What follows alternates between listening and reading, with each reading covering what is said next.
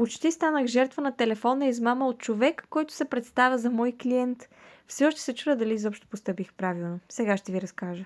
Здравейте, приятели! Аз съм Ани и създавам мини вселени в орехова черупка на Анистик. За мен е изключително удоволствие да ви съдействам да радвате вашите най-близки хора, но това, което ми се случи наскоро, ме накара да се замисля колко лесно може човек да бъде подведен. Получих обаждане от мъж, който твърдеше, че пратката, която съм изпратила до Германия с Спиди, не е пристигнала и не са могли да я открият. Самата поръчка е направена от моя клиентка, но той ми каза, че от Спиди са му се обадили на него и са му обяснили за случая. И тук започна наистина странната част.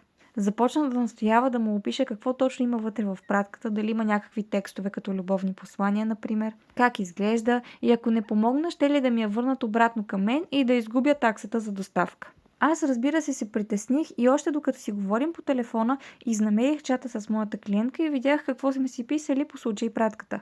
След като прочетох обаче какво сме си писали, буквално не знаех как да реагирам. Пратката беше пристигнала преди цели 3 седмици и тя ме е написала, че я е взела и че всичко е наред. В този момент разбрах, че няма никаква изгубена пратка, а цялата му цел е да изкопчи информация какво има вътре. Обясних му, че пратката е пристигнала и всичко е наред и че най-вероятно е допуснал някаква грешка, не съм навлизала в никакви подробности какъв е бил дизайна и тогава той просто ми затвори. Как смятате според вас какво е целял с всички тези съмнителни въпроси и дали постъпих правилно, че не му казах какво има вътре? За мен личното пространство на моите клиенти и доверието, което проявяват към мен, са нещо безценно, което не подлежи на компромис. Ако и вие имате идея за нещо различно и специално, с което искате да зарадвате ваш любим човек, свържете се с мен и ще обсъдим всички детайли. Винаги се радвайте на малките неща.